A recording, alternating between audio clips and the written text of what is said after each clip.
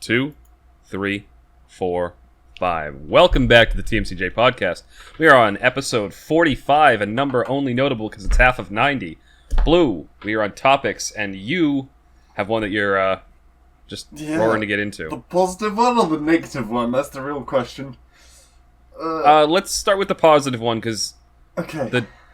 the negative one I can feel that we're both going to have a lot to say about. So, Valorant. No, I'm kidding. I've been playing a board game yesterday with a couple of people that came over, and it was surprisingly a lot of fun. Well, not super surprising because I do enjoy board games. And this was kind of down my street kind of thing. It was that kind of culty, horror-y, that kind of thing. Heads up for people listening, there are some... I'm going to euphemize things, but it's not super PC. This is not a game you would play with your parents. So... It's this awesome game called, Kingdoms of Death? Or was it Kingdom of Death? One of them. And there's a lot of rules to it. It's not a pick up and play thing. It's the kind of game where you come back to it on like a weekly basis or something, and you just keep your characters and you keep pushing through the story like a video game, but with actual figurines and statistics, all this kind of stuff. So it's like a dystopian, I was going to say future, but it's more like dystopian past. Is it... Just looking at the website you sent me... Yeah. By the way, it's called Kingdom Death. Okay. It looks almost like Lovecraftian. Like the whole... A lot of the things, when we were playing it, the person I was playing with doesn't really know anything about Lovecraft or that kind of culty side of things, but a lot of the things I did stop and go, this seems like something from this. Like the even just like the use of lanterns. I don't know why lanterns are kind of a culty thing. So like the tutorial, we were playing the tutorial of it, and there was like a big fucking lion. I think it's called a white lion. There's 4 of us. I was playing 2 characters, and then the other 2 people I was playing with had 1 character each. And the monster's turn is reflected by whoever's holding the monster's card, and that gets passed around each turn.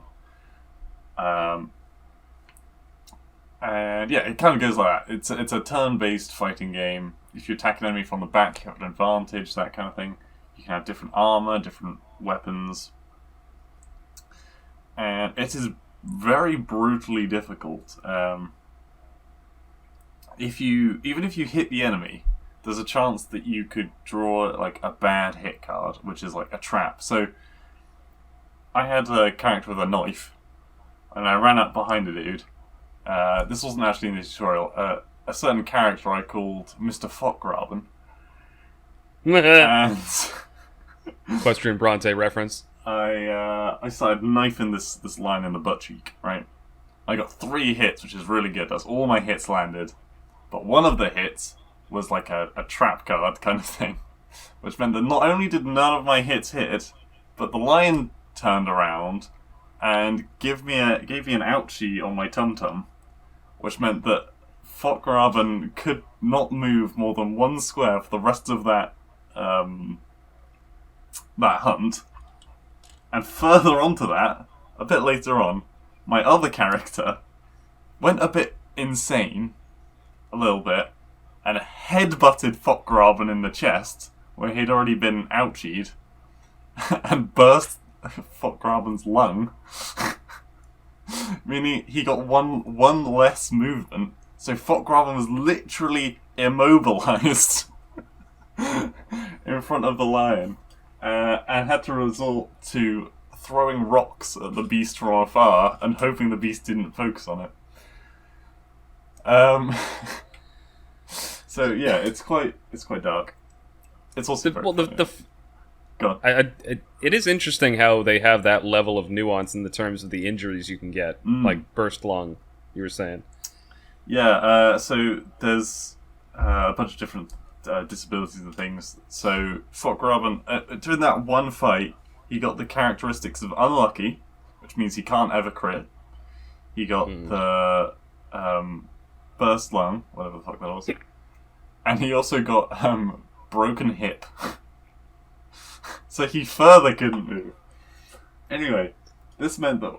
Oh god, just put him down. Come the end of the fight... Well, at the end of the fight, some things get, like, magically healed, some things don't. So his burst lung, weirdly enough, gets healed. But his broken hip doesn't. So he comes back to the village, literally carried back to the village, a crippled man. And then there was like, oh, there's an event at the village. Basically, do you want to take drugs? And I was like, Fokgraven takes drugs. Let's go. Maybe it'll make him better. I don't blame him. I don't blame him with the broken hip. So there's this big freaking cauldron, right? And there's like fumes coming off of it. And the way that I rolled it, he ended up getting like the you know when you have like a cup of coffee and you drink it, and then at the bottom of the coffee, it's like the not sludgy bit, but like the bits that don't fully decompose, don't turn into coffee, right? So he got down to that bit, and that's when he took a massive fucking whiff of the stuff, and he passes out from inhaling the fumes. The other characters, when they inhaled the fumes, they got pregnant. Because they inhaled the fumes and then they... Oh. That face, guys. Oh. Oh. They made burritos, right? I thought the drugs... No, sorry. And so I thought it was like a magic thing, and I was going to be like, even the men? Smoke baby? No. Yeah, that's another thing. You had to choose like all the characters, male and females. So there's a chance when they get back and they do an action that they could sleep with someone and get pregnant. So you have more characters for the next hunt. And that's the other thing. The timing things on this, the time is really messed up. So what is it? Just like it advances like 20 years in between well, hunts? That's the thing. So hunts... hunts are like... the actual action phase, and then between the hunt you have you go back to the village, there might be an event, and you can make armor and weapons and stuff. You can also improve your village to have like a bone grinder shed where you can make more stuff from that. And yeah, but so one period of time, which is considered 1 year, but it's not a year in the standard that we understand a year. A person can give birth, and that child will grow to an age where they are able to consensually make tacos. But also, because Fokgraven got knocked out, he was technically knocked out for the same space of time that it takes someone to be impregnated, born, and hit like 18, shall we say. He was like knocked out for 19 years because of the whiffing of those drugs, technically. That should be plenty of time for his hip to heal. Well, no, that's, he's still a crippled man. Wait, really? What the hell was his bones doing in all that time? Like, I don't know, can bones, like, fix themselves when they're broken? Like, yeah. I mean, obviously they can because... So, it depends. It depends on how bad the break is and where it is. So, that's why, like, you see... Can, fix themselves. Yeah, if you break your arm, as long as the bone is set properly, it'll heal. And in fact, there are instances, sorry for those a little squeamish listening, but there are times when a bone has already started to partially heal, and doctors need to re-break it to reset it. Yeah. Because if it heals like in not quite right, you'll constantly have pain there. But yes, bones will heal on their own, just like any other portion of your body. Mm. But yeah, the only parts of your body that don't regenerate and heal readily are most of your organs. Your liver will, your brain will to an extent, but not that much. Like depending on the amount of damage done to it. Mm. But yeah, bones, skin, muscle tissue, that all heals. So when we went to town, I was taking this not in a super... This is a kind of game where you can take it in a super serious manner, and you can meta and you can win it. I did not do that. I was playing like the RP and just having fun playing it. So when we got back to base, any part of your body, so there's, I think, 5 different segments of your body. There's the head, arms, body, trousers, and boots. Knees and toes. Yeah. And so you can buy armor for them to stop those particular body parts from taking damage. And it's always recommended that you get a helmet, because your head is weaker than all the other body parts. But I got back to base and I was like, you know what I want? A pair of boots. I equipped all my people with boots. We get like loincloths basically at the beginning. That's the only armor we get. Because the first thing I was going to buy was trousers. But I was like, alright, we already got armor there. I'm getting boots. Gotta look swanky. So, I also peer pressured another member of our party into buying boots instead of a helmet. They go out into the field and they like fall in some kind of acid puddle or something. And their loincloth gets burnt off. So they're literally just wearing boots now. And then, oh my god. It's so funny, the stories that you make from it. Go on. No, it sounds like, I mean, it has a very Dungeons and Dragon-esque kind of feel to it, but from what it sounds like, it's something that you can actually sit down and play in one session, and then it's kind of unique for that, and then it goes on. Yeah, you do. It's a very, very, very long game. Like, the kind of game that you'll spend years playing one game of, right? Oh, really? Okay, so it is very D&D-esque then. Yeah. Except, where in D&D you can, like, fudge the rules, you can do whatever. There's all very strict set rules in this. Yeah. Which some people like, some people don't. There are different like models on the like tabletop kind of role playing game. There's D&D, which is the one that like most people know. There's the Cyberpunk franchise, which it's what the modern video game was based off of. Was based off of the tabletop game. I actually, when you talked about buying the helmet being the smartest thing, it made me think there was this was probably back in 2015 or 2016. There were a few YouTubers that I followed, and a bunch of them got together, and they decided to play. None of them did this as their main thing on their channels, but they decided to play a game of Cyberpunk 2020, which was the Cyberpunk 2020 was the original, or what? Not the original, but the most famous version of the game. And in that game, it's possible to die in one hit. If somebody has a gun and they shoot you in the head, you're gone. And so, again, recommended to get a helmet. Or, some other kind of armor. And they didn't. They pissed off some gang that was, much higher level to them. And this was, probably, 5 or 6 sessions into the game. Mm-hmm. One of the 3 players was running, and one of the guards rolled, a lucky crit, and then you have to roll for where they get hit on the body, and then he got hit in the head, and he was just dead. Jeez. Yeah. Full HP to 0 HP right there, and then he had to make a new character to keep the game going. That's one thing. Much like in this game as well, it's very easy for your character to die. I mean, considering how easily he got bitch slapped by the lion and then broke his hip. I mean, he got very unlucky, and also one of those attacks was from a friendly player who happened to be near him. But, God, when you get criticals on enemies, so if you're attacking them, and when you attack something, you get a hit card, so it tells you where on the animal you hit. So one of the people I was playing with got a hit on a card called the Fuzzy Groin, and they criticaled on it, and they walked away with the lion's love spuds. Yep. So they got that as an item card at the end, and so later on they turned that into a vigor potion or something.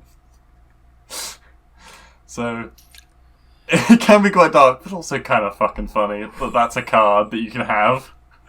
I see what you mean, though. It does sound like it would be an entertaining game to play, but also, yeah, not the kind of game you necessarily want to play with your parents. Yeah, no, not that. Also that the person who I peer pressured into not getting a helmet, they actually got a negative trait later on called what's it called? You know when you think that you are beautiful.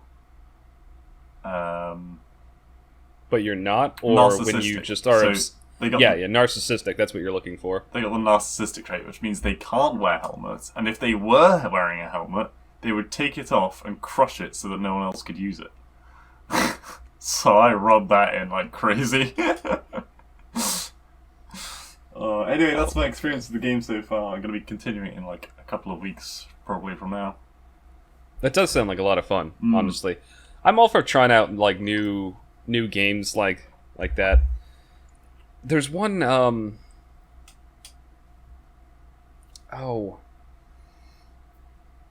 board game? I can't think of it. What? Are you trying to think of a board game? No, there's a few board games that have tried to condense that sort of D&D format down into something that can actually be done in like one sitting, like maybe a couple hours of gameplay. There is a D&D board game that I have done runs of that have lasted one sitting. They're long sittings, they take the whole day, but they can be done in one sitting. Yeah. There's one that one of my college buddies has been doing called it's called like One Shot. I think it's a modification of another game system that is designed so you have a very stripped down character sheet, you customize a few things, make up a little backstory, and then it's just boom, you're going and you do like a whole storyline in like 4 to 5 hours. Yeah. Which sounds like a lot of time for a board game for people who don't play this sort of thing. But believe me, that's remarkably short for these sort of tabletop games. A game and a half of Monopoly. Yeah. And Monopoly is very simple. And Monopoly can go for very, very long periods of time. Yeah. That sounds like... I think I've showed you this a long time ago, but York's Cast used to do something called York's Quest, where they had a super trimmed down version of D&D, where it was easy to make a new character, and... like, there's a lot of planning that goes into the DM side of it, but once you've got that planning down initially, the characters themselves don't have to do much to remember anything or stuff like that. Yeah. Well, that's enough positivity. Let's get angry. Okay, yeah. Oh, God, I've been raging out so much this week. I don't know if it's because I've had a bad day of work or something, bad week of work, or I don't think it is. Maybe I'm just stressed out, I don't know, but... I'm getting increasingly frustrated by people on video games in particular, and this is probably because I've been playing this game in particular a lot this week, on Valorant. The number of just... I'm going to control the language because I want to use the far stronger terms. Just for backstory, for those that don't know, Valorant, it's a team-based, first-person shooter, competitive game. There's a bunch of different characters. The characters all have different abilities, but it's primarily a first-person shooter. So, first and foremost, it's reliant on your skill to actually, shoot the enemy. And secondly, you get bonus abilities, flashbangs, smokes. They all have ultimate abilities. But yeah, just for those that don't know. All right, Blue, go. Also, I want to preface this argument I'm about to start with. I am not saying that surrendering is always a bad option. Alright, I literally surrendered earlier today because someone on the enemy team was 22-1. Alright, that means they've killed 22 of our teammates and they've died once. That means to me that they're either hacking or really fucking good Smurf playing. Smurf being a really good player who makes a new account to fight people who aren't as good and just dominate them. But, that being said, there have been games of Valorant where, and I think Kaiser's been part of these, and I know he gets frustrated about them a lot as well, where we are literally winning the game. We have won more rounds than the enemy, and our team has voted to surrender. And... or attempted to. You have the ability to surrender in most games. Like, in CSGO... I don't know, can Overwatch surrender? I think they might be able to. I know you can in League of Legends. That used to be something that pissed me off all the time. Yeah, I think Rainbow Six Siege, you can also do it. Basically, any first-person shooter, pretty much, you can surrender. Most competitive games have the ability to concede a match. But no game have I seen so many fast to surrender people than in Valorant. And that's because you haven't played League. I mean, there isn't actually a surrender vote in that, though, is there? No, there is. Oh, is there? I was going to say, because obviously I play HOTS, and people all the time say, I don't want to play this anymore, and then they just go AFK. But they don't actually have a surrender thing in that game. HOTS is so... those games are so quick. I mean, a surrender vote would be pointless in that. Normally 20 to 30 minutes. Yeah, and My opinion on this has softened a little bit over the years. I used to be a hardline, if it's a ranked game, you don't surrender. It's no, you keep playing until you've, until it's, actually decided. Because it's... If you're in, something that is ranked, you should be trying your best. The one exception to that was always StarCraft. StarCraft has always had sort of there's an etiquette behind everything. You don't say good game before your opponent has conceded the match. You don't and if you have legitimately lost, unless your opponent was being a dickhead during the match, you surrender. You don't make him have to chase down and kill all your buildings. Now, if your opponent was being an asshole, then you take your buildings and you hide them all over the map to waste his time. But in League of Legends, there's a map, isn't there, where there's a little island. I think the top left and the bottom right corner, where you can't get to unless you have flying units. And I think I remember playing against my brother a long time ago, and it was just my command center left, and I just flew it up to the top corner and sat there. Yep, I've done that before. And I've actually, I think I was actually trying to come back. Well, that's the thing. You can come back from that. I've seen players who legitimately, because it's legit if you get rushed early on by, say, this is going to be completely gibberish to people who don't play StarCraft. But if you get rushed early on by Zerg, who, when they rush, it's mostly land units, and it takes them a while to get enough air units to do anything. So if you're playing as Terran, the race that Blue's talking about, you can float your base over there into those islands, and if you put up some AA defenses, anti-air defenses, and start to build up, you can legitimately come back from that, because most times, at least in that era of StarCraft, when you were rushing with a Zerg, you were doing it on one base, which meant that you were probably on an even resource footing with that Zerg who did that. Now he's got to change his entire strategy. He probably went all in on that rush. Yeah.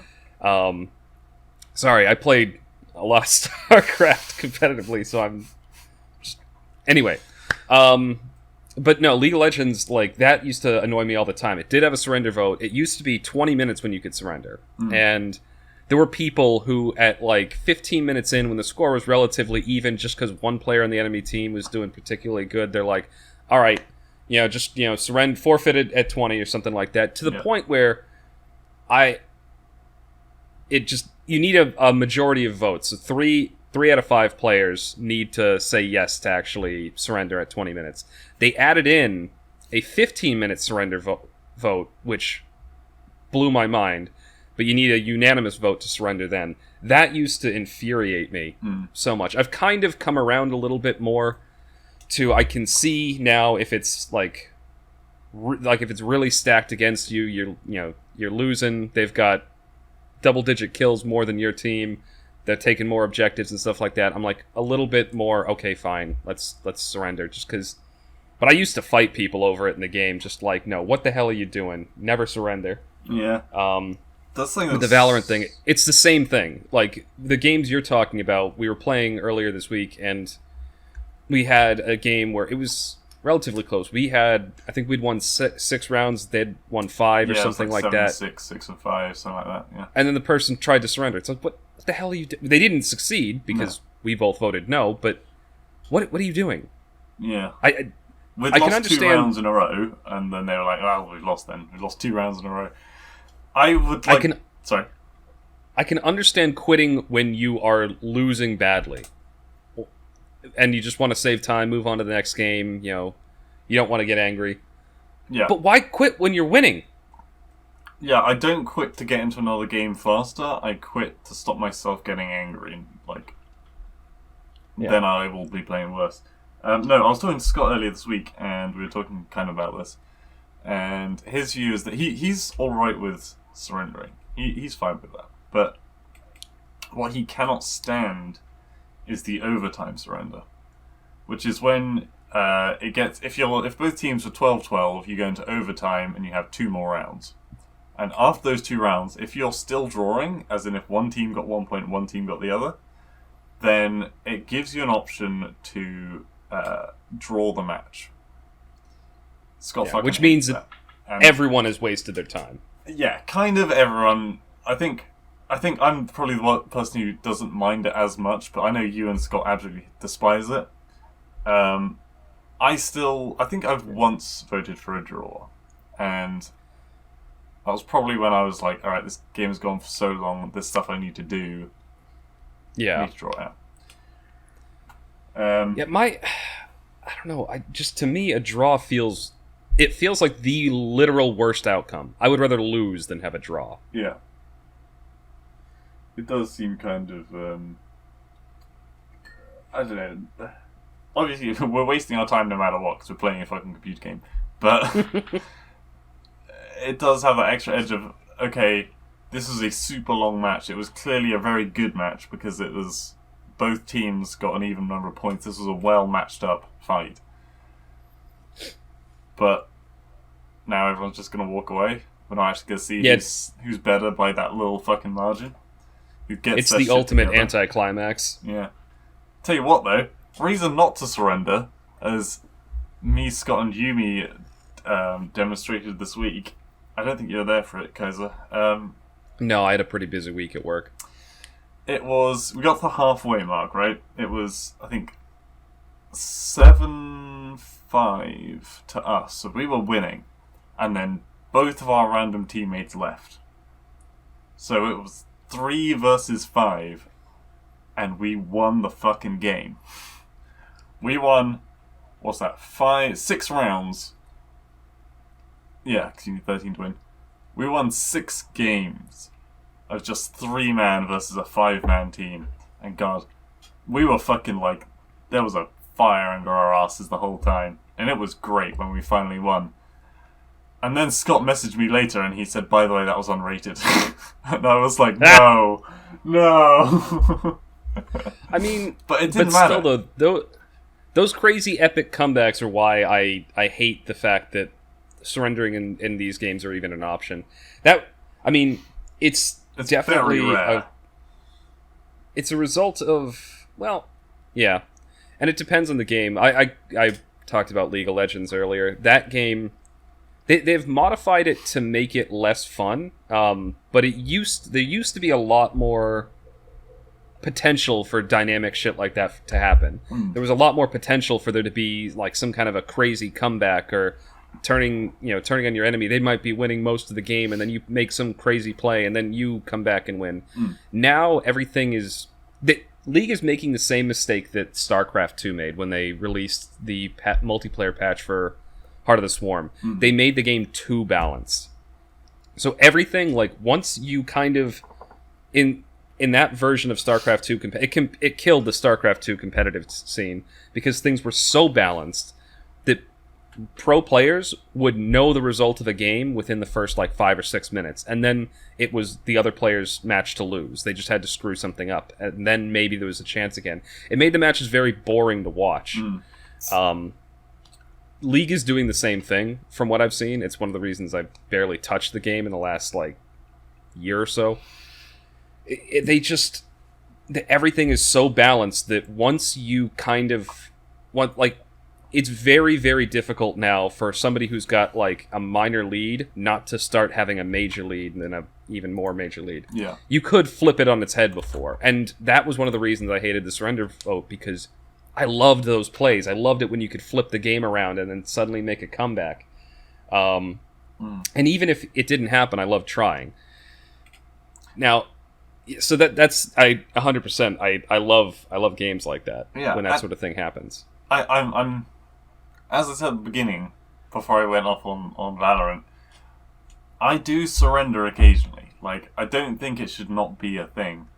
But the other thing, which I wasn't even aware of until like a month ago, and I went flipping ballistic, was the remake function that Riot seems to put in their games, which I had no idea it was a thing. If a player leaves during the first or second round of a game, you can remake. Then remake with no consequences at all. Like, don't get me wrong, I would hate to be on a team where in the first or second round, a guy quits. Because that's just disgusting. That's terrible etiquette. If you're not going to be able to play a game, don't play ranked, alright? Play unranked. Or just... I don't know. Don't play. Just don't play, yeah. But if you're going to leave in like 10 minutes, don't play a game that's going to take 40. Exactly. Like, and if you're like emotionally fragile, just don't play the games at all. Because if you're going to quit out halfway through a game, it's not going to help your psyche. It's not going to help the rest of your team who maybe had nothing to do with it. Anyway.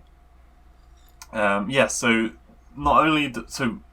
me and my team had a really good start. We were playing well. There was no hackers on our team, nothing like that. One person on the enemy team quit. Don't know why. Could have been a rage quit, could have been just disconnected or something. And then the entire rest of the other team just got off lucky because they could just forfeit the game and start another one. They added the same thing into League a while back, so I think it's just a standard feature in their games. It's horrible. And I was playing a game recently where one of our teammates was just AFK from the start of the game.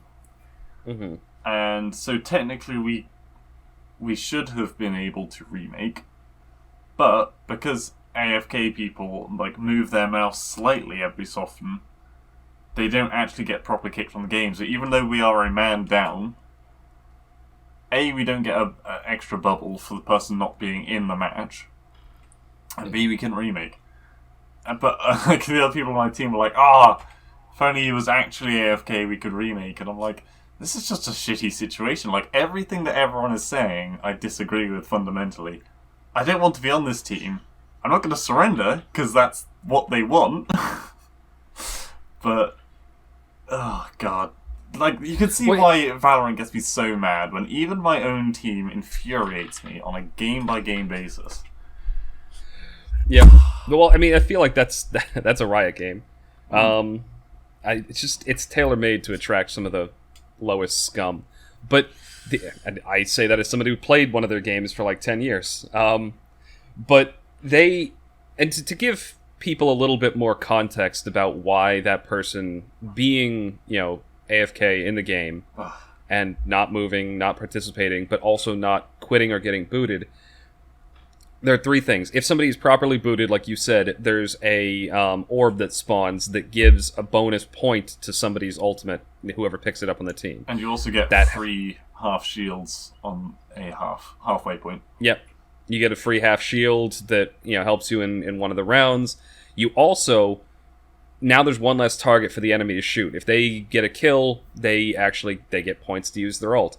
But if he's there, that means that if they're winning the round, they can just go to your spawn, pop him, and it's a free point for them. So not only do you not get a free point, but the enemy does also get a free point. So it's a net difference of 2 points because that guy isn't properly out of the game, even though he's not playing or participating. And I think it's primarily... The reason that this problem is such a problem is because I'm pretty sure Valorant doesn't have a vote kick function. It doesn't. Do not like vote kick functions, because if you've seen how they're used in like CSGO, you'll know they are abused to heck so that people can just be assholes. But it is still a necessity if you don't properly have a thing that can like kick people who are AFK. Like, it is necessary. Yeah, there needs to be some sort of retribution if you're just kicking people like too often. Yeah. If they implement something like that. Oh, he was mean to me, so I kicked him. Yeah. So, in the last couple minutes here, to end on some positivity, because the comeback story made me nostalgic for the first game that I played really... Well, not the first one. Second game I ever played really... First game I ever played really competitive was Age of Empires 2, but that doesn't count. Oh, I didn't know that was a competitive kind of game. You had to play it on, like, GameSpy, and they had, like, an ELO rating. GameSpy is just a bad memory. Yeah. But, yeah, it had, like, an ELO rating. So, like, the kind of chess ratings goes from, like, 0 to, like, 4,000 or something. I don't know what the rating actually goes between. Right. I just know, like... Yeah, anyway. Halo 2. Used to play that a lot with my friends in high school. And that one, there's no way to quit unless you... I mean, you could quit out, but you would get punished for quitting out of ranked games. Yeah. You could get banned from playing ranked. So you were expected to stay in for the whole game. There was a problem on the original Xbox with some people modding and hacking. Right. So they'd mod their Xbox, get on, and... So me and my friends were playing a match. There was one kid on the enemy team who was hacking, and then the rest of them, they all knew each other, and the rest of them were all... I remember this. Yeah. Yeah, they were all on the team, but they all kind of sucked. So we were staying tied with them. Even the hacker kid could like jump 100 miles in the air, ran super fast, had a rifle that was supposed to be a 3-shot burst, but it was a machine gun when he fired it, so it did tons of damage. He didn't have auto aim though, which was something that I mean, kind if of you're got gonna cheat, to... obviously, with like jump hacks and stuff, you might as well have auto aim. Little kid, he probably didn't know how to install it. Whatever. Yeah. He had those on, at least. And apparently they'd been successful with that so far. What they did, because we were staying tied with him just by killing the other 3 that weren't hacking, they all quit. And so it was just the hacker kid. So we had to find a way to kill him without him killing us. Because there were 4 of us now, and 1 of him. He was very hard to kill, and if he just killed 1 of us in every engagement before we got him, he'd come out ahead and he'd win the match. So on this particular map, there was a indoor area with an open ceiling. Mm-hmm. So we hid in that indoor area, in like the 4 corners of that area, and the only way for him to get in was to sprint in through the door or fall in through the ceiling. And we all just pointed at the middle. So every single time he fell down, all of us would fire simultaneously and kill him. Or every time he came in through the door, all of us would fire simultaneously and kill him. Is there friendly fire in that? There is friendly fire in Halo 2. That could have gone badly. So we had to be careful. The only reason we won this is because we were actually... We were significantly better than them. They just had hacks on. Yeah. But we ended up winning the game. It was just... Again, thinking of like comeback story... Because those are the stories in games like that you remember is... Like the one you were telling about. When you're really down, you're up against like crazy odds, and you either through skill or cleverness or something, you pull something out. And I think that's probably why that's one of the reasons that I personally find the idea of like surrendering matches and the team competitive games so distasteful. You cut out those magical moments, even if you do have to sift through a load of shit first.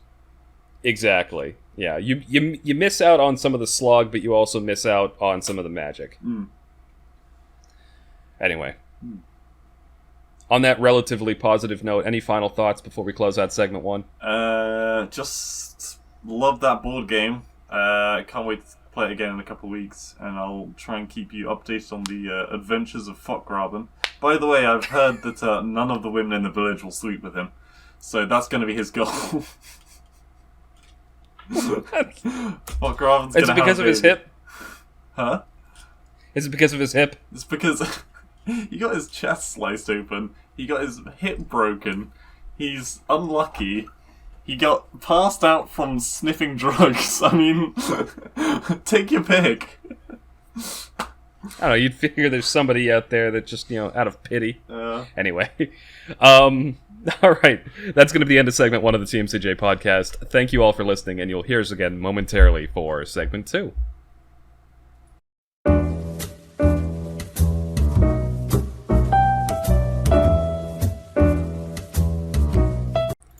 And welcome back to the TMCJ podcast. We are on segment 2, our media segment. What? Sorry, something went through my head. Well, so we did not do a movie night this week. Instead, very busy bees. That probably entirely my fault because I have been working kind of crazy hours this week. It's unfortunate. But there was a lot of media that I had been, that I wanted to talk about. It's not that I watched a movie necessarily, but I have been listening to an audiobook that Blue had been bugging me to read or listen to for quite a while. Bordering on harassment. I finally got to it because I finished the old series I was working on. And also a TV show that I mentioned quite a while back on the podcast. I just kind of not binge watched, but watched the entire series up until a point, and I was enjoying it. It wasn't like it was kind of like popcorn TV. It was something I'd sit down and just watch and go through. They came out with... No, it isn't. It's Lucifer, if you remember that one. Yeah. Which, I still find it odd that I like that show because it's so Californian. I think you said it got kind of a bit too dumb or something. I'll get to it. So, to start with, let me start with Lucifer, because that's actually going to be the shorter of the two, I think. So, for people who haven't heard before, haven't heard of it, or weren't listening back when I was talking about it before, Lucifer is a TV show set in modern Los Angeles, and it centers around a police agency and one detective in particular who, through some chance encounter, basically the premise is the devil, the literal, biblical devil, Lucifer, is just on a lark in Los Angeles. He buys a nightclub and, parties and whatever. I think you said no, LARP. No, not LARP.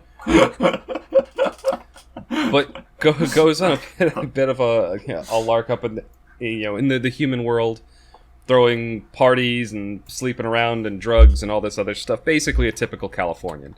But the sorry, little thing there. But he and the detective kind of run into each other for some reason, and throughout the first season, they do a lot to big up the supernatural elements. That's a big part of the show. He outright tells everyone that he's the devil, and but no one believes him. Obviously, they think he's just some kind of eccentric person, and it goes on and on. He ends up becoming a police consultant, just through some kind of contrived thing. I actually forgot a lot about the first season. Doesn't really matter. I've talked about this all in the podcast before. The second season kind of drags on and they focus more. It becomes like CSI with a supernatural twist, and it was very long and tedious. Third season kind of the same.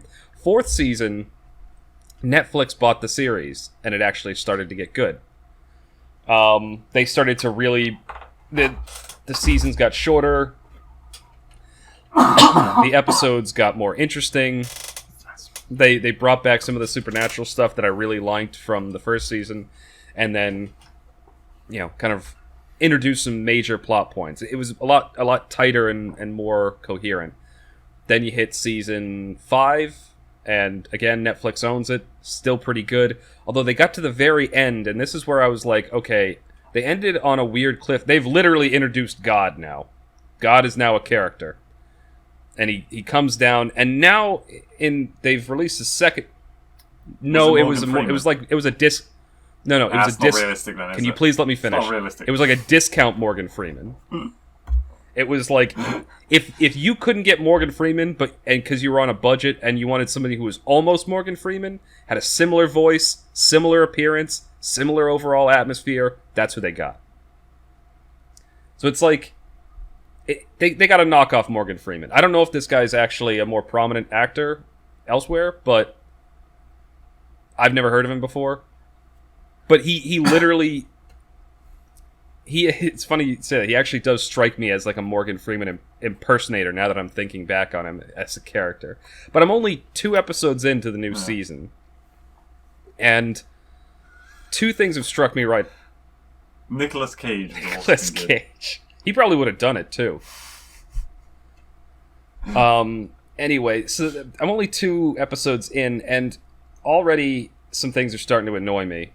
Things that I probably glossed over when I first watched the series because I was really into the whole idea of the show because I thought it was kind of original. It was a cool little concept. It's now that there was this long running theme throughout the show that the main character Lucifer has this. He has issues with his father, which, if you know the biblical story, the reason the devil, is ruling over hell is because he led a rebellion against God, and then him and all the angels who sided with him were sent down, and his punishment was essentially to rule over hell. And so they make it into, in the show, almost like a more human domestic thing where he's always complaining about his dad and how he never loved him and all this stuff like that. That, when it was all kind of, you had this character of his father kind of way off in the distance, 1,000 yards, and you didn't actually see or hear from him, then it sort of was a little bit... I don't know, now that they've actually introduced him as an actual character, there's a scene where he's just shouting in his face on a football field, and I'm like, this is... It's getting a little bit... I want to see where they go with it, because they've hinted that there could be like some kind of a darker resolution to how things play out. But I don't know, I just find myself a little bit... I'm going to finish it just because I want to finish the series. I want to see how they wrap things up. But I feel like they're running out of ideas. They've kind of hit a lot of major plot points, and now they're kind of at a weird point. Also, how do I put this? Something I was thinking about the other night when I was watching it. One thing that really, really annoys me is when like a TV show goes out of its way to implement like Californian culture, specifically like the city, the Southern Californian kind of culture, where it's just like everybody needs therapy, everyone's doing drugs, and everyone's partying. Everyone has family issues, everyone has mental issues, and that's like just, it's a requirement for the show. And they put it into every show, even when it doesn't make sense. It's in this show too, but it makes sense because it's set in LA. It's right. That's, I think, why it doesn't annoy me as much in this show. I don't know. Yeah, I think putting God into anything, it makes it very tough, because like even when you're playing D&D these days, it's kind of expected that when you get to the top level you're going to be fighting God. But that's endgame. But theoretically, God should be as infallible as like the ocean. Like you can't kill the ocean. You just can't. Particularly, this is the issue with putting in the Christian God as a character. Because, the whole premise of the Abrahamic religions, the God in those traditions, like, Islam, Judaism, Christianity, it's an infallible, all-knowing, all-powerful being.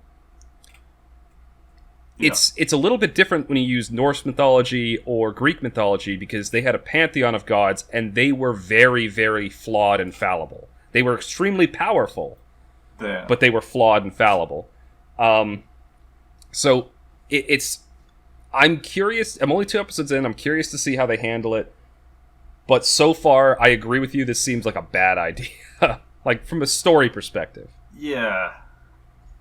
And I think it's probably because I imagine Greece and their gods, they probably have a lot more stories. Because obviously, people, I think, know a lot more stories about those gods than, like... How many, in Christianity, how many stories do you know about our God, apart from him like turning up in the Garden of Eden and stuff like that? Because if God turns up, quite a few. He wins. Like it's never direct involvement. It's always like he's working through agents. But he'll communicate directly. A lot more in the Old Testament. Like there's the story. Does God ever lose? Does God ever? No. That. Whereas yeah, in Greek and Norse, I feel like they definitely do lose, like where the frost giants are about and stuff like Well, that. the whole premise behind Norse mythology is that in the end of days, the gods lose. That's Ragnarok. Yeah. Yeah, Ragnarok. Um, Yeah. which I think it's weird. We're making religions stories, and we're saying this is a good story. This is maybe not as good a story, but I mean, it's it's not a story to people. They take it as, well, gospel, you could say. But purely as a story-wise, I think Norse and Greek gods have are more multifaceted. Well, and so that was the whole more premise behind. Well, that was what those religions were. Those gods were supposed to be. They're multifaceted because they're supposed to be representatives of like things in nature. Thor beating his hammer was thunder, and you go to the Greek religions, like Poseidon was like the god of the ocean and of horses. Zeus, king of the gods, and Gaia, she plants and stuff. I may be mixing up my. Gaia, she waves hands. Plants. Nature. But yeah, there's quite a few. They were multifaceted because they were. The Romans had a better grasp on this. By the time you get to the Romans, they were when they thought of religion, like it was all philosophy. Like the gods, there were probably quite a few people in the Roman Empire that didn't expect Jupiter to be up there on a mountain actually watching things. They were much more thinking of it as an abstract, as a metaphor, from what I've read. Yeah, well, words to yeah, live exactly. by, kind of like they saw the gods as philosophical representations of aspects of nature and humanity. That's why we have like a god of like war and stuff, don't they? They do. Wait, do they? There's actually a funny trivia was a god. Yeah, they're Bacchus. Yeah, sorry, or Dionysus, depending on which religion you're talking about. But there was a god called Trivia, or Trivia. It's where the word trivia comes from. And he was the god. I think it was like the god of lore, like you're talking about. But he was also the god of where three roads meet. Yeah, I guess that would make sense. Assuming via in some way. It does. Via road. Via Flaminia was what the Romans would call the Flaminian Road. Right. That's where you get when we say I got there via this. It comes from that. It comes from Latin. Oh, yeah, okay. It's just this started out talking about like kind of a cheesy TV show, and now I've gotten into, but history, which you love. Mind you, I think everyone loves a bit of God history because there's some really interesting stuff. But that's what I mean is those religions and those pantheons of gods, because they were meant to be representatives of human experiences and things.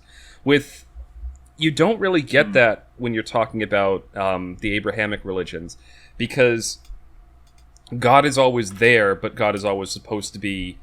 It's beyond mortal kin. It's beyond human understanding, and the glimpses you get into the philosophy of Christianity comes when God is talking to people on Earth, when he's dealing with the first murder, Cain and Abel, when he's dealing with he's testing the faith of people, when he's talking to Moses in the desert.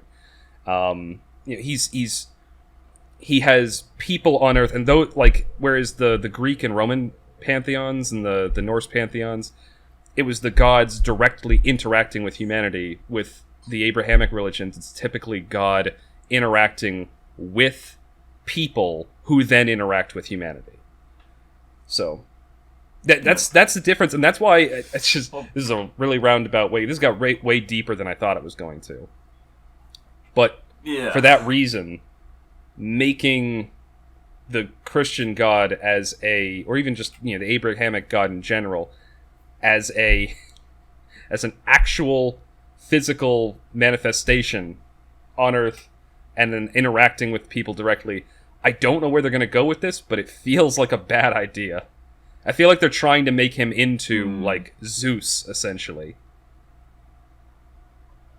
I wonder if there's, like, a Hindu equivalent. I don't know. I don't know if Hindu... Because... I don't know about Hinduism, but I know a lot of religions, like Eastern religions, like Buddhism, for instance. There is no God. It's all just kind of a universal connection. You know... Yeah, Buddhism's about energies and stuff like that, from what I understand. But no, like Hindus have like that's right, that's right. They do. They have a whole pantheon. Creator.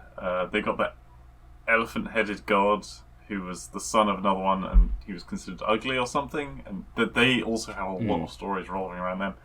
I haven't studied it since religion and philosophy class many years ago, so I don't know any of the stories.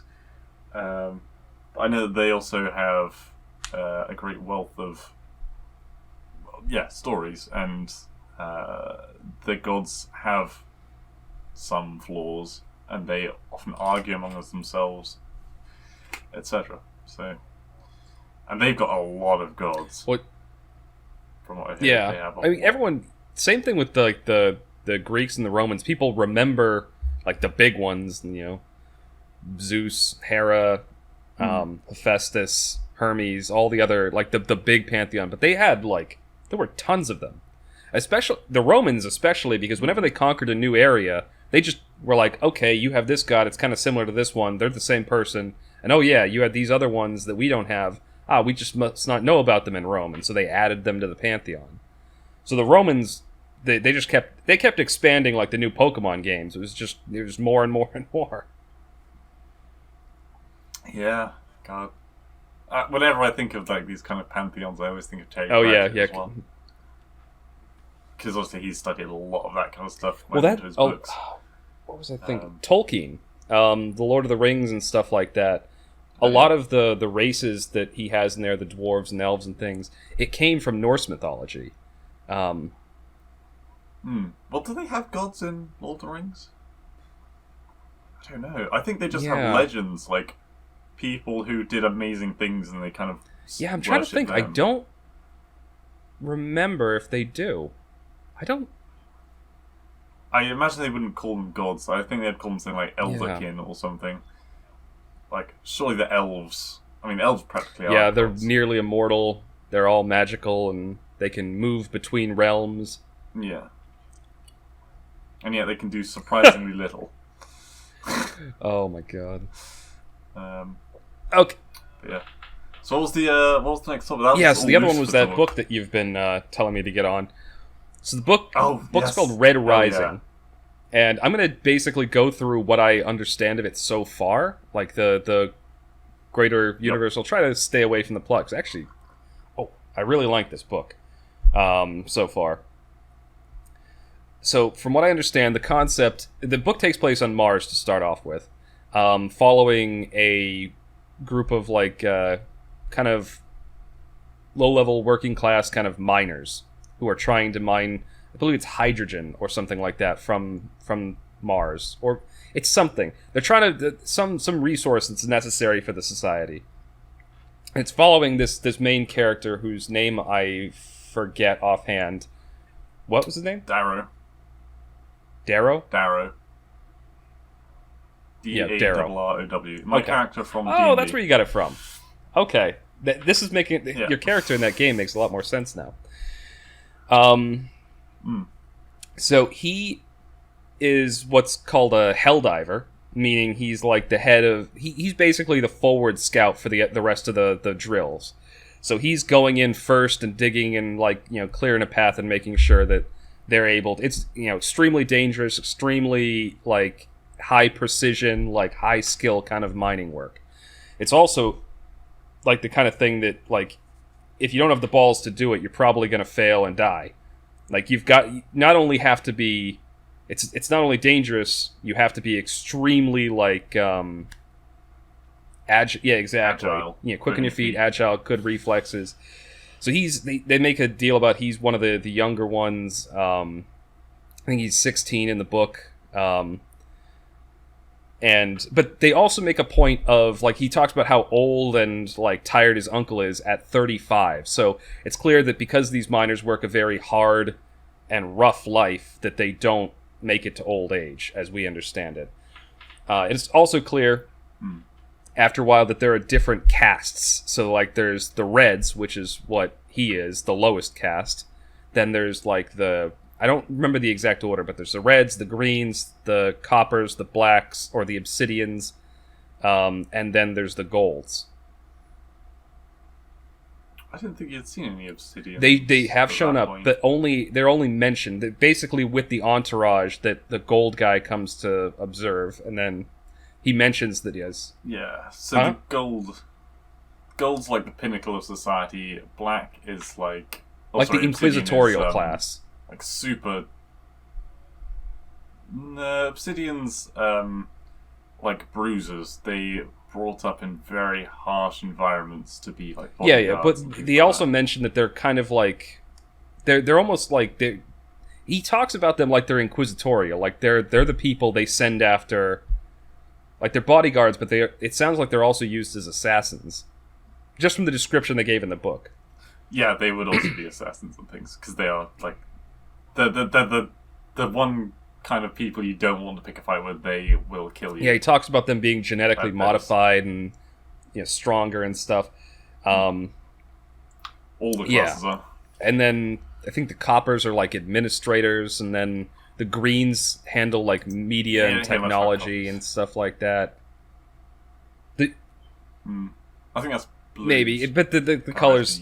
But the point is, there's a color-based caste system, and it's essentially like, you know, your the gray... And the Greys. The Greys are like soldiers. Like, just normal, you know... Yeah, working-class soldiers. So anyway, the plot so far... I just got to part 2, and I think there's 3 parts in the book. Are there multiple books in this series? So there's 3... Yeah, it's like 3... Okay. It's a trilogy kind of thing. After the trilogy, it does keep going, but the first trilogy is definitely the best.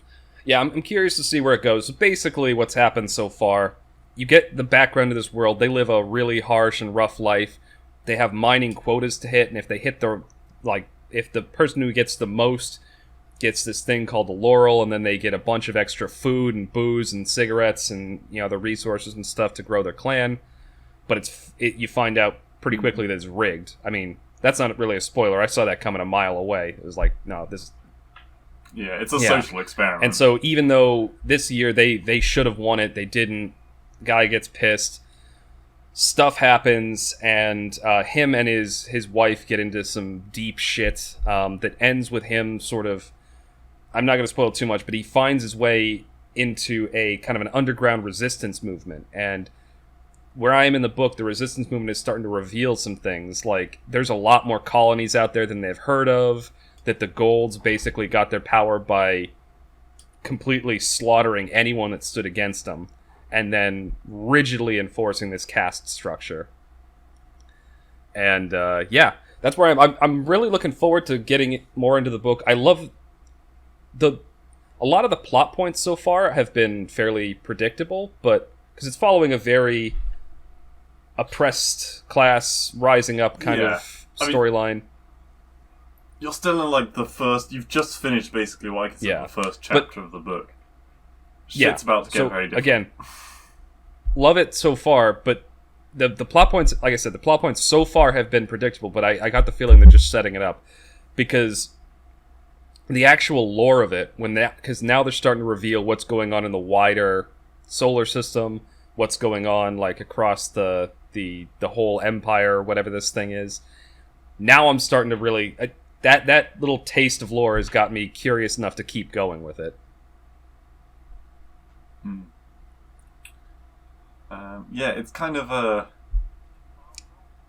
it delves a lot indirectly into race, but in this universe, the different races also mean different physical and mental attributes. It goes through quite a few very political topics. Do you remember a while back I was telling you about that book I read, Brave New World? It's sort of that book did a similar thing. They split everyone into different classes, and the way they split them into different classes was by, when they were in vitro in the artificial womb, the people who were slated for a lower class, they would stunt their growth, prevent their brain from developing fully, and then the people who were in the upper classes, they were genetically modified to be even better than human. So I'm getting a similar impression here, except it's on like a, not, I don't know, galactic, but system-wide scale, where it's multiple planets and they've made an empire out of it. And it's not like factory made. Like, the people are still naturally birthing. It's just that the people have grown up in such different areas for such a long time that they naturally are born into very different states of being. I don't want to say anything more than like I have, because there is a lot of complexity and there's a lot more.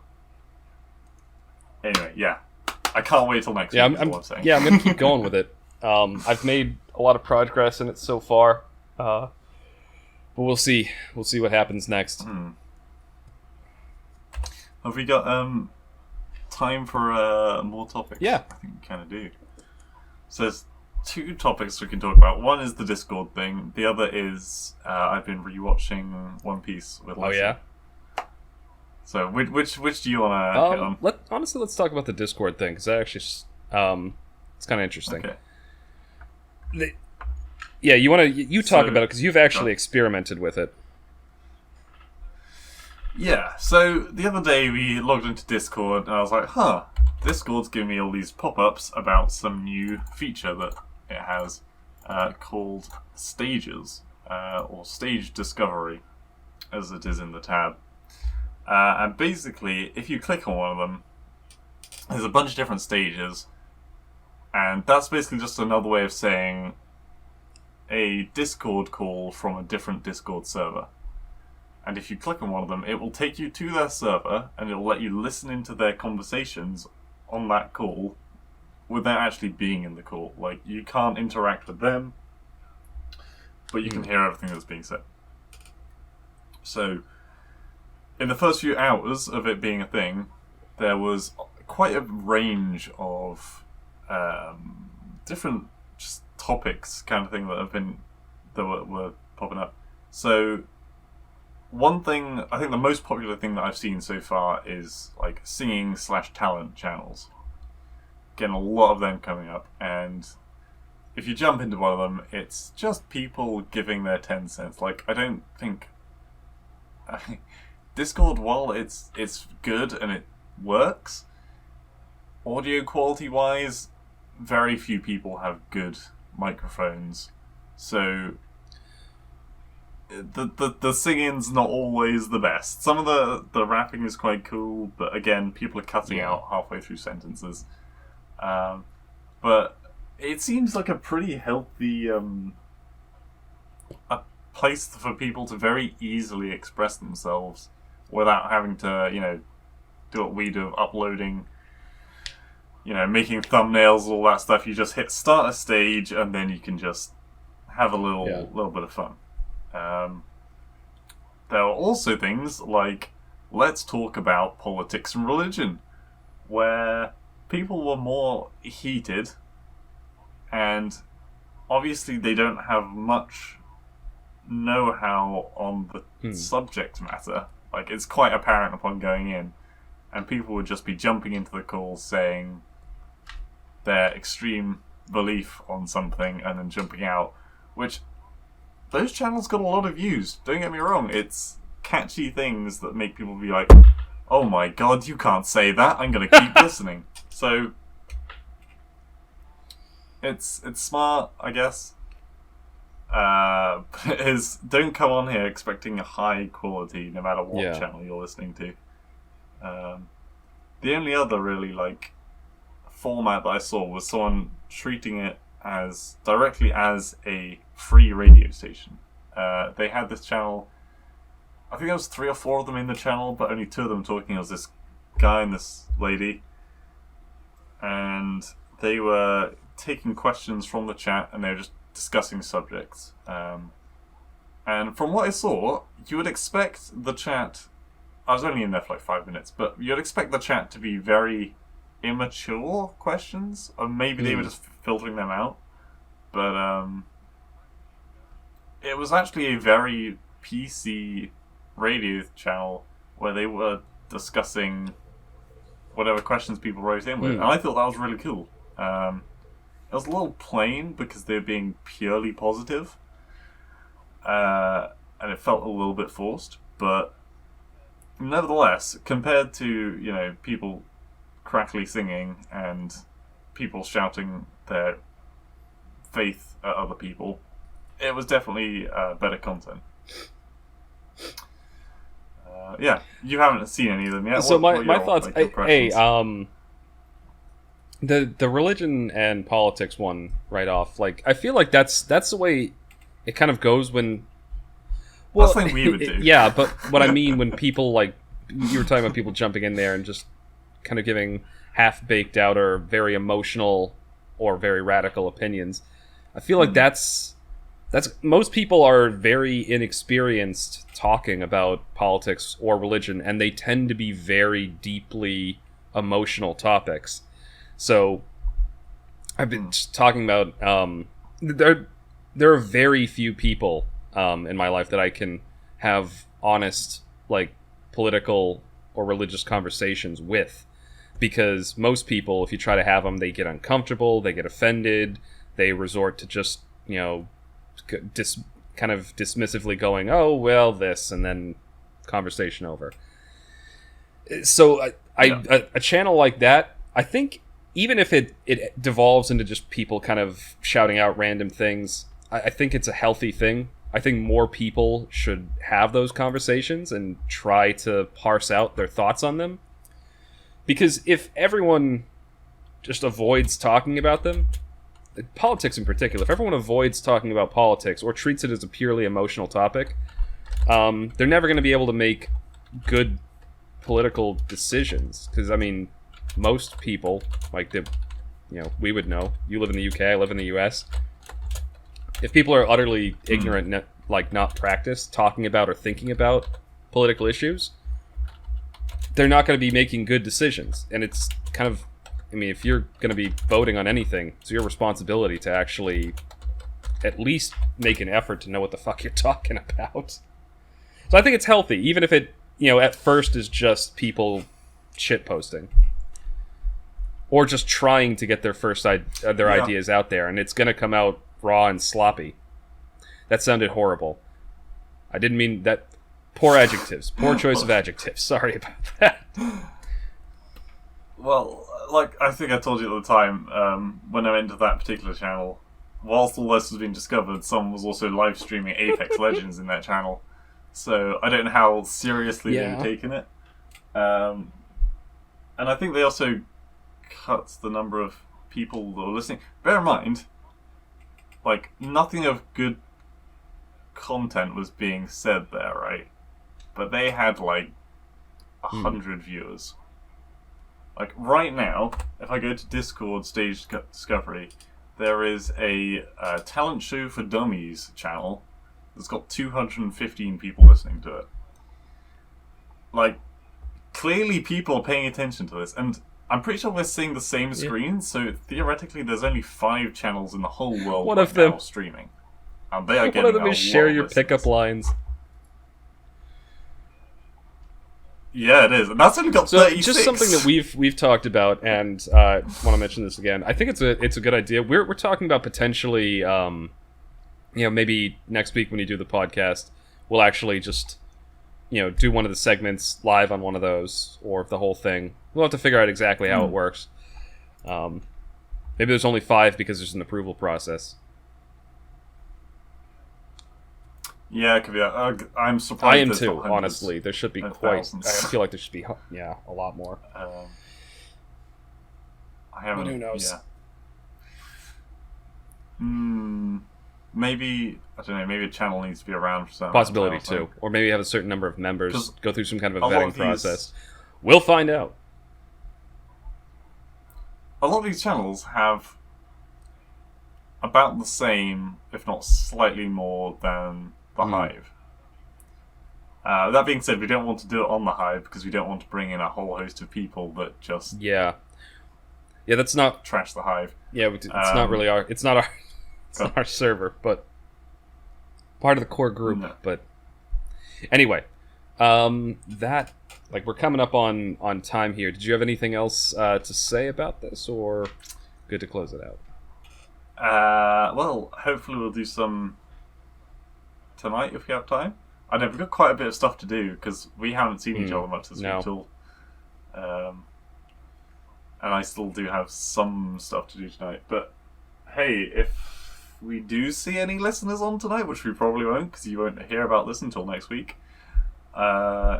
then yeah, feel free to drop in and drop us some questions because that is somewhere where we can definitely read your questions live. Yeah, because it won't go on YouTube. Yeah, that's not the reason I was going for, but yeah, sure. I mean, because this isn't live. Yeah. Whereas obviously. That will be. Okay. All right, this is going to be the end of segment 2 of the TMCJ podcast. Thank you all for listening, and you'll hear us again momentarily for segment.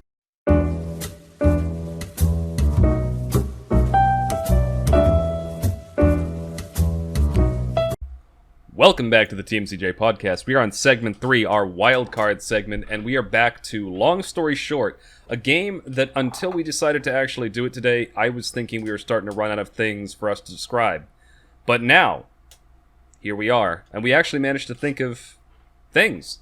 I think they're quite good. Before we start things off, well, I always think my things are good. Yeah, of course.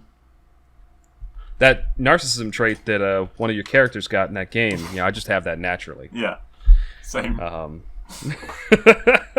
So, we're going to do a dice roll. Blue's going to roll a die to see which one of us is going to go first. Blue, do the honors. I'll take odds. Okay, you want odds? Okay, cool. It's number 8. Lose the die. What? 8. 8?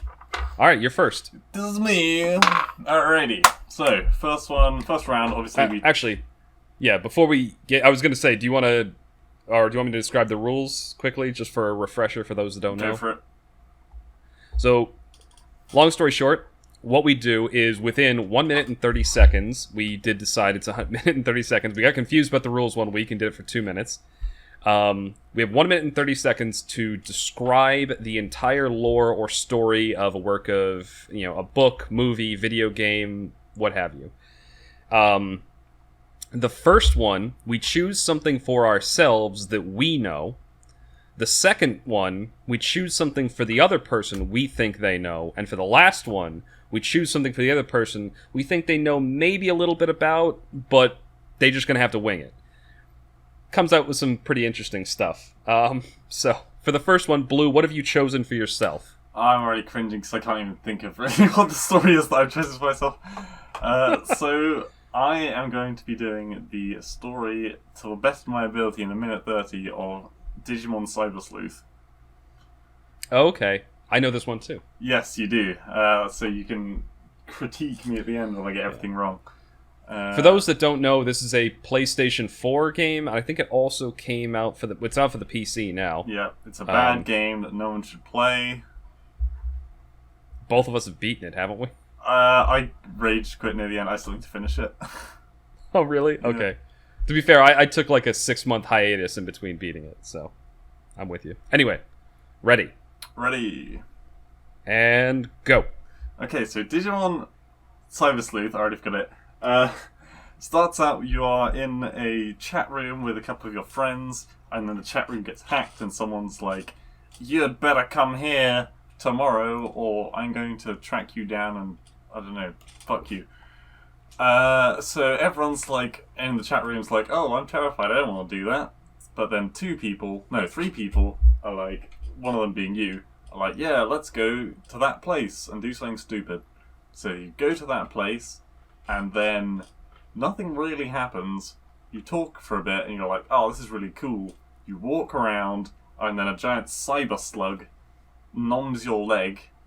The other 2 get away. 45 seconds. Fuck.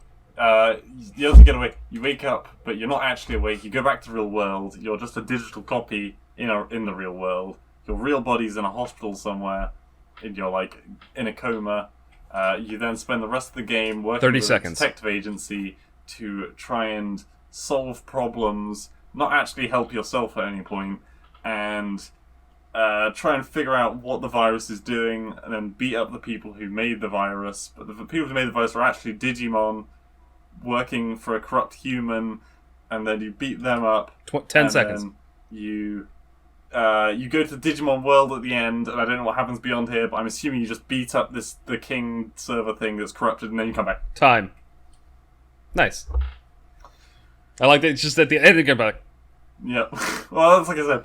I haven't seen the actual end, but yeah. Yeah, no, I mean, you pretty much hit the big points. The middle of the game, there's quite a bit of just filler. Yeah, you're just going around. That's why I went from the start to the end. Yeah, there's a lot of filler in the middle of the game, but that's the main thing. Your character gets digitized, and then you have to solve the mystery of what caused this, and there's this whole I subplot realised about... that until the part where I was talking about the end boss, I hadn't actually used the word Digimon. Because they're not really that necessary. They're just tools to fight with for most of the game. Exactly. It could be replaced with anything, digitally. It could have been any game where you go into cyberspace and do some thingies. Yeah. Alright. So, what's yours? I chose to do the plot of Transformers the Animated Series. The original animated series from the 80s. I could have done... Because there's a whole book story with, like, a lot of lore to it, and I could have done that one. But I chose to do the animated series because I think I know that one better. I haven't actually finished the book series. Gotcha. Alright, are you ready? So, I am ready. 3, 2, 1, commence! So the series opens up when they are on Cybertron, a entirely, robotic planet. There's a civil war going on between two factions of these robotic races, Transformers, the Decepticons and the Autobots. The Decepticons are winning the war. They're more, warlike, and they've used that to essentially ravage the planet and conquer. But because of this war, the planet's basically fucked. They're running out of energy, they're running out of resources, and so in a desperate attempt to try and make something happen, the Autobots make, a ship called the Ark. They fly off the planet, the Decepticons find out about it, so a small contingent force of them chases them down on their flagship. The leader of the Autobots, the leader of the Decepticons are in their respective ships. They get into a big-ass fight. It doesn't go well for either side. They do damage to each of them. The Decepticons board, and then both ships crash on prehistoric Earth. And everyone's, knocked out and drained. Millions of years go by, and nothing happens because millions of years go by without anything happening because they're all unconscious. But then a volcanic eruption in the mountain where the ship crashed causes, it basically jars the computer awake, and the computer goes around determining everyone's damaged and just indiscriminately repairs everybody. 10 seconds. So, what? 10 seconds. 6. 10 seconds left? What? You didn't give me any warnings at all! Sorry, I forgot to give you warnings! 3 seconds! Shit! Well, a war happens, and then at the end, Optimus Prime dies. My bad. I was thinking about the story so much that I forgot to give you warnings. I'm like, okay, I haven't heard halftime or anything yet, and just 10 seconds, I was like, what? My bad. God, I would have sped up a lot more. So I basically just gave the you know very well, so you did have an advantage on that, a lot more than me on Cyber Sleuth. I did the prequel and the ending. Basically what I did was the first 3 episodes, and then the climax of the movie. That is what I described there. Oh, sure. My bad. Anyway. To be fair, a lot like Cyber Sleuth, the actual animated series, there's a ton of stuff in the middle where not much really happens or progresses. There's a few major plot points, but it really all culminates at the actual movie. The seasons past the movie are kind of weird because the Japanese and US series deviated at that point. So, what's my easy story? You are going to describe, because I attempted this once, I did it quite badly. Oh. You were going to describe One Piece. Oh, okay. Hell yeah. Because when I did it, I called the main character Rufy. Yeah. Yeah, you did. And got a lot of stuff wrong. So, let's go. You've got 1:30 on the clock. Okay. Are you ready? Yes. Go. Okay, so the story starts out. It begins on a ship. It's a very decadent ship, it's a civilian ship, and there's a ball going on in there, and there's a ginger-haired girl dancing around who actually turns out to be a thief who steals only from pirates. A barrel gets picked up from the sea because it's just drifting along, and that barrel has Luffy in it, the main protagonist. A ship docks with them, and I can't remember the name of the pirate lady. There's a big fat pirate lady who jumps on board, who has a little servant boy called Kobe, who's basically enslaved by them. Luffy beats up everyone who is a pirate apart from Kobe, and then sets off with Kobe to an island where pirate hunter Zoro resides and is being held captive by the Navy. Kobe wants to be part of the Navy, but doesn't have the balls. They free Zoro and give him his swords back when it turns out the Navy's going to just straight up kill Zoro instead of... They're going to renege on a deal they had with him. 30 seconds. He gets recruited to the crew. They go off, they get Usopp the sniper, Sanji the cook, Nami the navigator, Chopper the medicine boy, Robin the knowledgeable person, Frankie the shipbuilder, Brook the musician, and they go off to become the...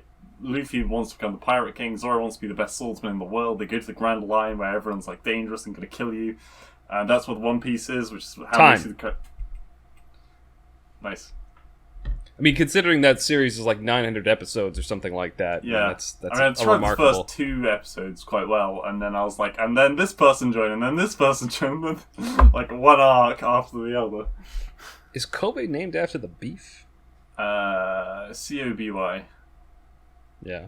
So Kobe! Not, 'cause I think Kobe's Koby, isn't it? Kobe beef. It is, yeah. No, it's Kobe. Oh, okay. Coby, it's a basketball player. Yeah, no, this is a midget with pink hair, and is just so white. So not too similar.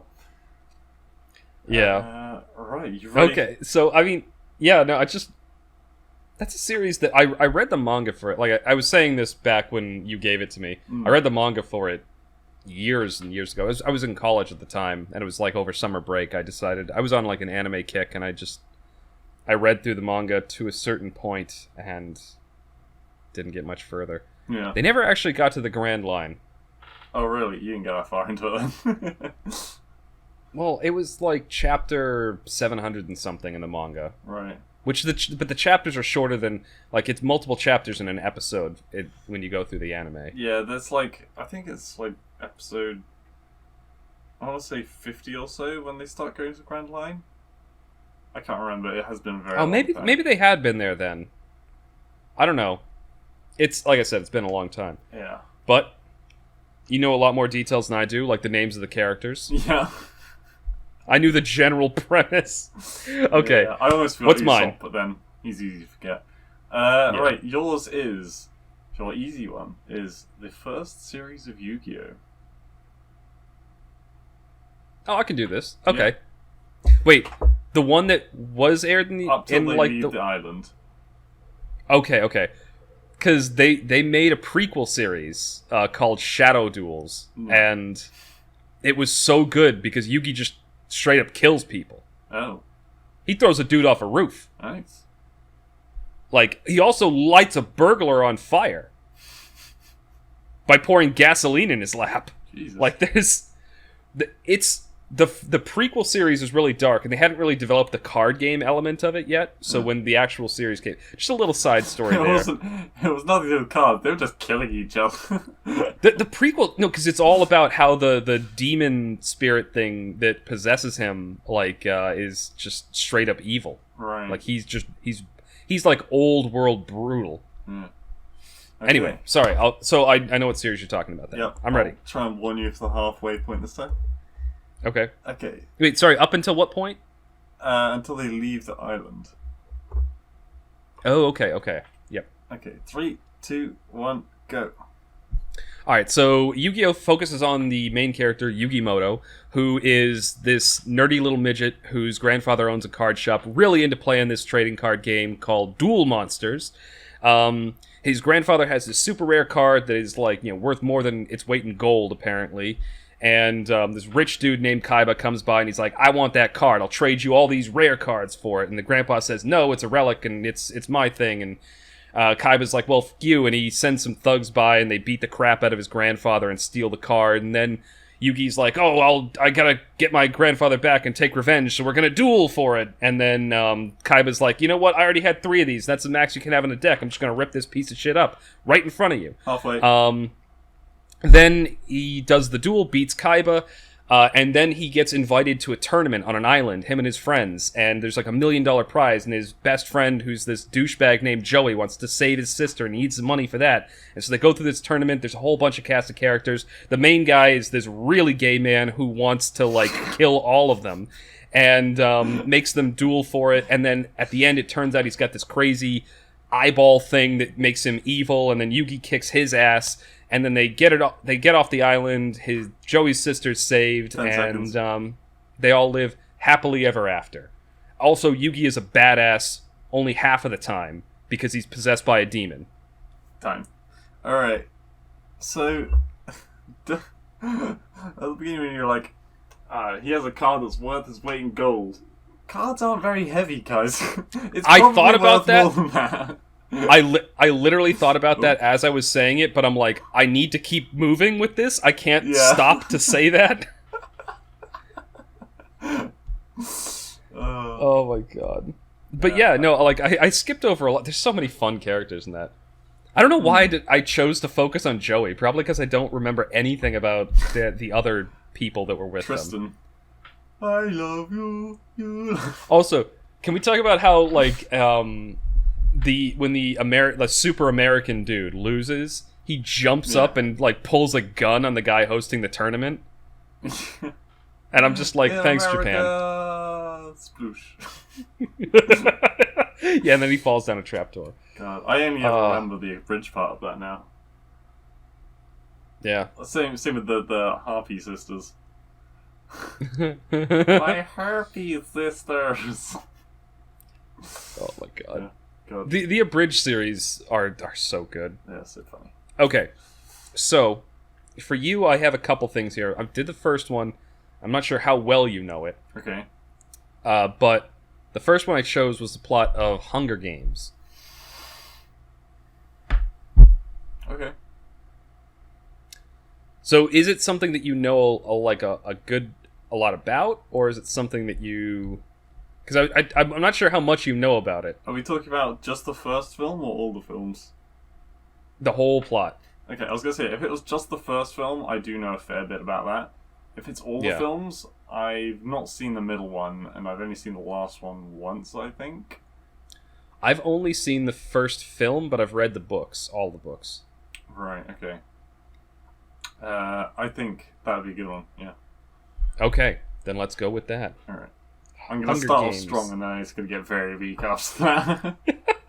Alright, let's go. Timer starting in 3, 2, 1, go. Okay, so Hunger Games is all about this girl called Katniss Everdeen. She's part of the poor people group in section 14 or something. All the people are segmented into different sections.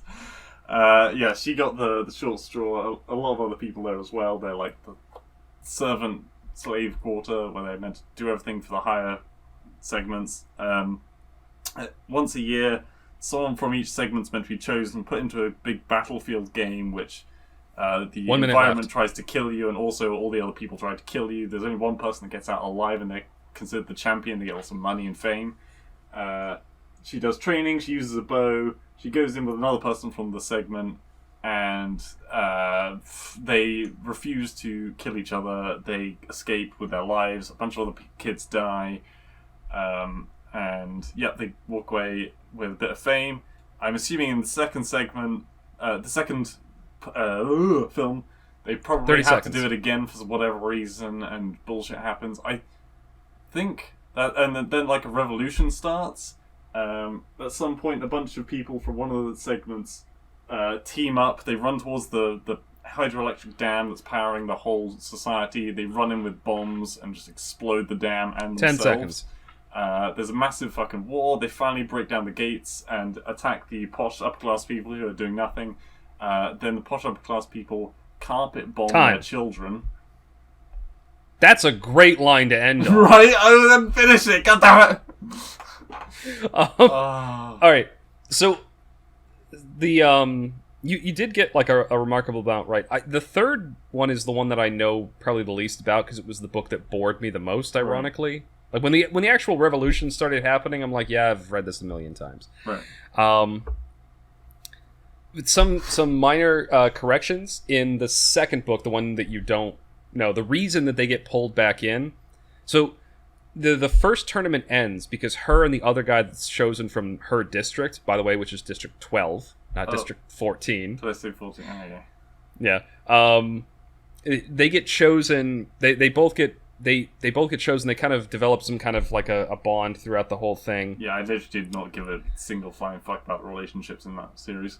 It doesn't matter, but it's relevant because of the way it ends. They put on this show for the audience that they're if one of us has to die, we'll die together, and they're gonna take poison at the end of the thing, and the person administering the tournament goes stop, and then like this year 2 winners will be had because of this glorious this beautiful moment because it's meant to please the crowd.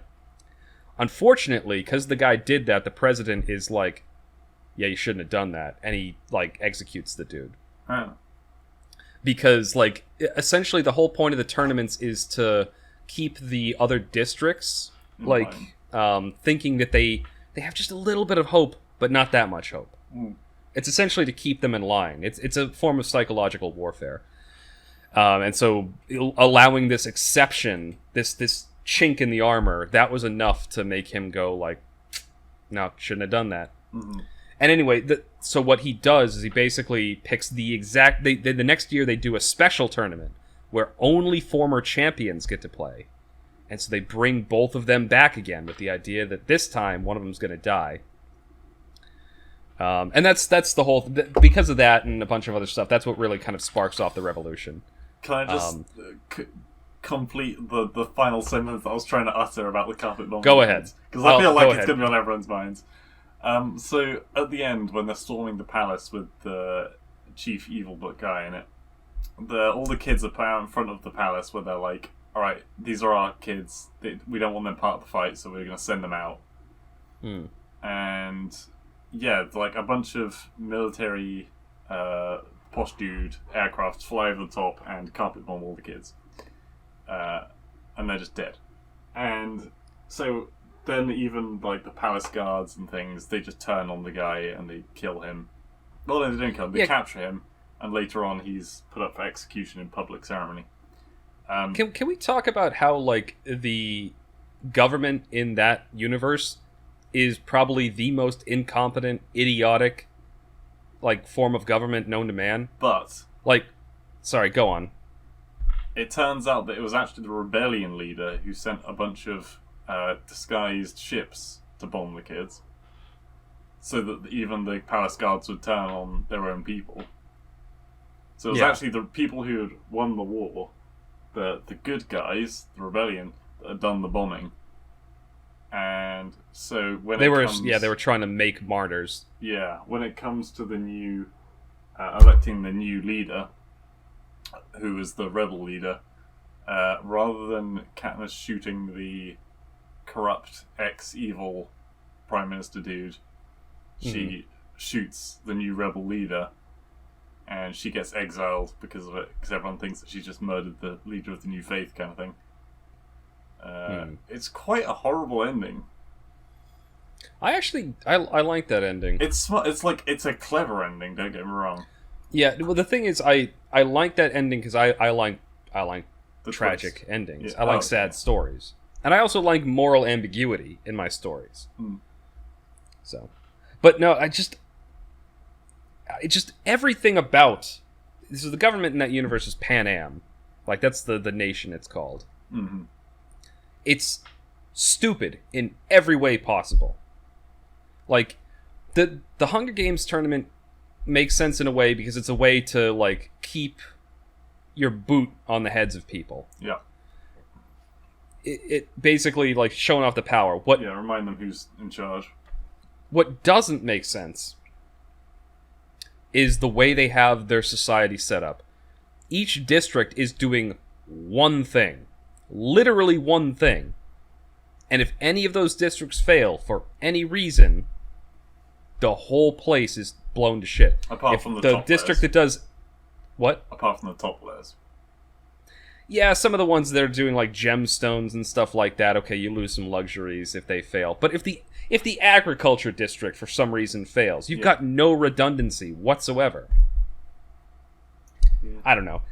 It just seems idiotic to me, but they're trying to tell a compelling story. So it's one of those things like Baby Driver from last week. Just if you turn your brain off and enjoy it. And it did lead to some very dramatic and interesting things, like where I said when the wood cutting sector, they lay traps in the forest, kill all the people guarding them. Then They're literally Ewoks. They grab high explosives, run into an electric dam, like the scene from Lord of the Rings where the berserker runs up the wall getting shot at. Like, yeah, I know. Tons of them go down, but the moment that electric dam is exploded, like the whole city loses all its power. Mm. It's pretty good. Bringing us all right. to the last... So now it's me. Last one, the one that I don't know too much about. Yep. You will be recounting the story, and I don't mind which side you take on it. The story of Dawn of War 1. He puts his drink down in horror. Dawn of War 1. You played Dawn of War. Have I? Are you talking about Red Alert? No, I'm talking about Dawn of War, Warhammer. I honestly don't think I know anything about Did it. you not? I thought you had. Dawn of War... Dawn of War 1. I'm looking at it right now. I definitely have not played this. Oh yeah, it's not even in your library. Maybe I was thinking of Duncan and Kevin. That's You not probably were.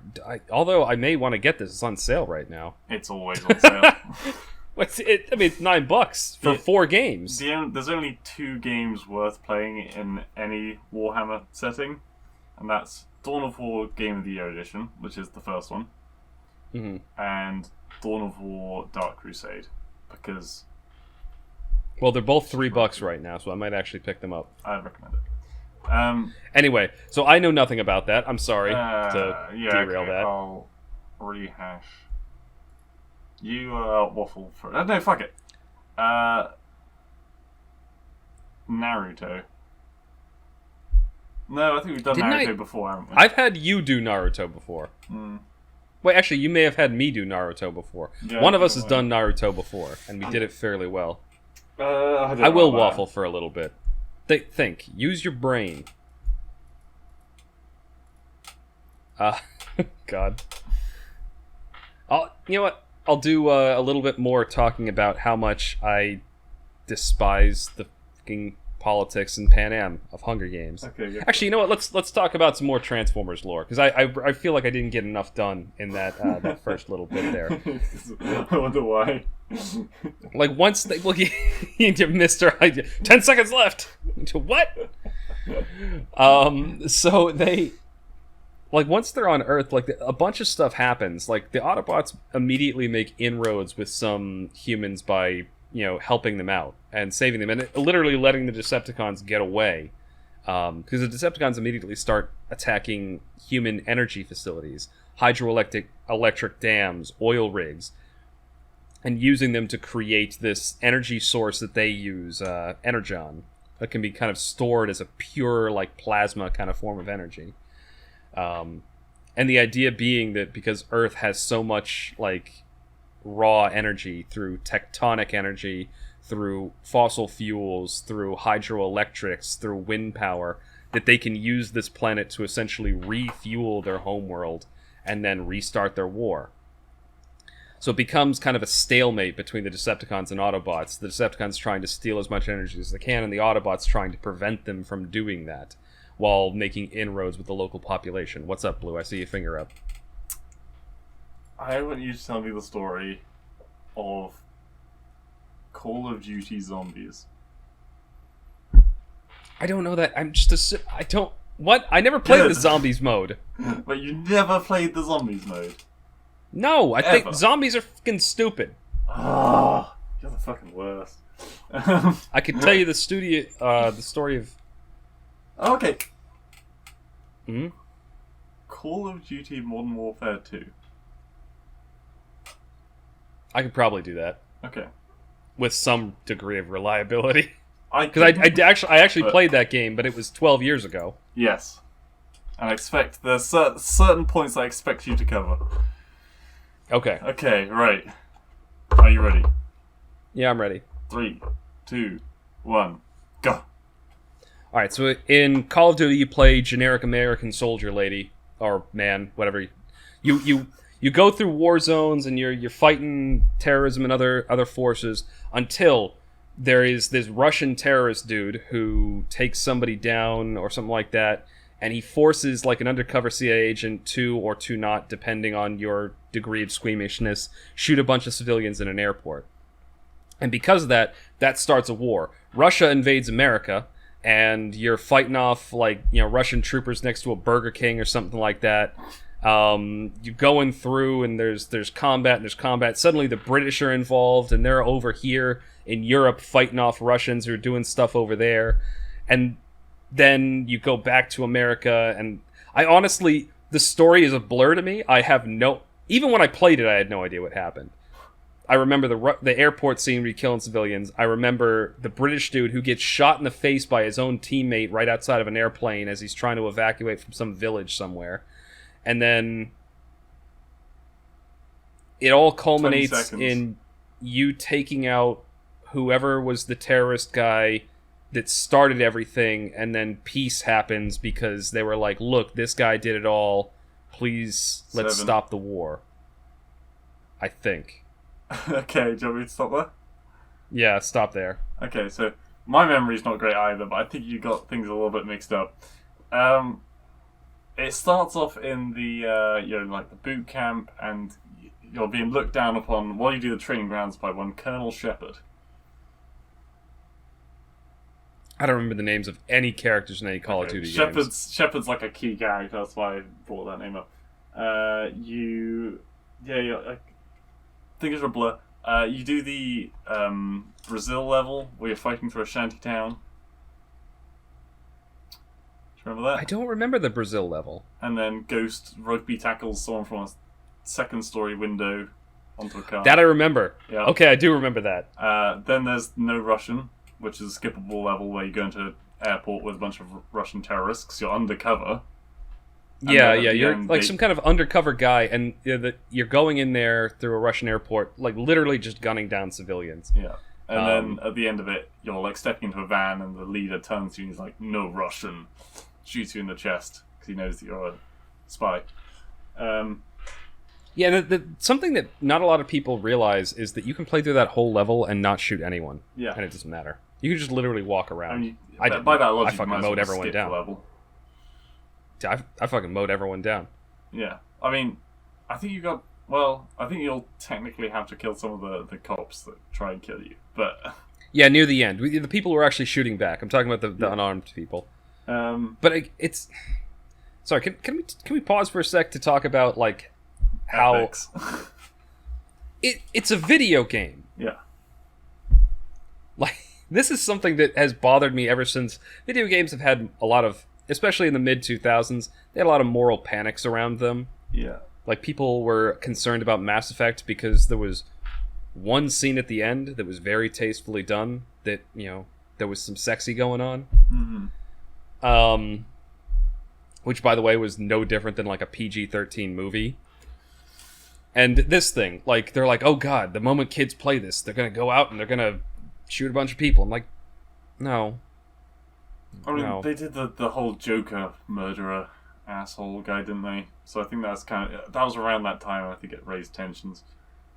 Yeah, there's always going to be crazy people. Yeah, who But that's spoil it. anyway. Sorry, just a little bit of annoyance that still sticks in my head from stuff like that. But go on, please. But yeah, then I can't remember why, but you're going into like country residencies, and there's also That's the part I was talking about. With the British guy. I thought that was a British guy that went to country residence. I think Ghost's a British guy. In fact, maybe they're all, because McTavish is Scottish, so I guess he's British. They're definitely. I mean, it's a Call of Duty game. Main character has to be American. I don't know if he is. Oh, did they get nuked in this one? That's the thing. I'm getting, I think, Black Ops in this mix up, because there's also the winter level, remember, where you got the heat scope. Not heat scope. Yep. The sensor module. Yeah, thermal sensor. Yeah. And you're escaping with Price from a snow base full of Russians, I assume. It's always Russians. Yep. Anyway, at the end of Modern Warfare 2... No, it is Modern Warfare 2. You finish your mission, you're with Ghost, and then Shepard turns around and revolvers you in the chest, and then... Hold on. Isn't this the game where at some point during the game, you get nuked, and your character dies horribly crawling through, the fallout? I don't know. COD is very easy at... I think that might have been Modern Warfare 1. The campaigns are also interchangeable. Yeah, because I was about to say... Because Modern Warfare 2... I was about to say Modern Warfare 3 ending, where you throw a knife at Shepard's head and kill him. But I think in Modern Warfare 2, you and Ghost get killed, he dumps a bunch of fuel on your bodies and burns you to death. So... Full disclosure, Call of Duty is a game that I play off and on. Occasionally, if I want to play that sort of Modern Warfare kind of shooter, I'll pick it up. Yeah. But the only ones I've played are Modern Warfare 1, Modern Warfare 2, Advanced Warfare, and... Oh god, I forgot about Advanced Warfare. One of the Black Ops games. Go love Blops. COD Blops. Yeah. Oh, I've also played the COD Blops World at War, the new one. I really like that one. The original World at War was so good. That was also the first zombies map where zombies were actually a good game. Yeah, the zombie thing just confused me. Well, there were 4 maps in the original one, and they also all had German names, which were kind of cool. There's the farmhouse one, which talked about it introduced the hellhounds, and it talked about how they experimented on the main scientist had a daughter. And that daughter had a puppy, and the puppy was what got experimented on.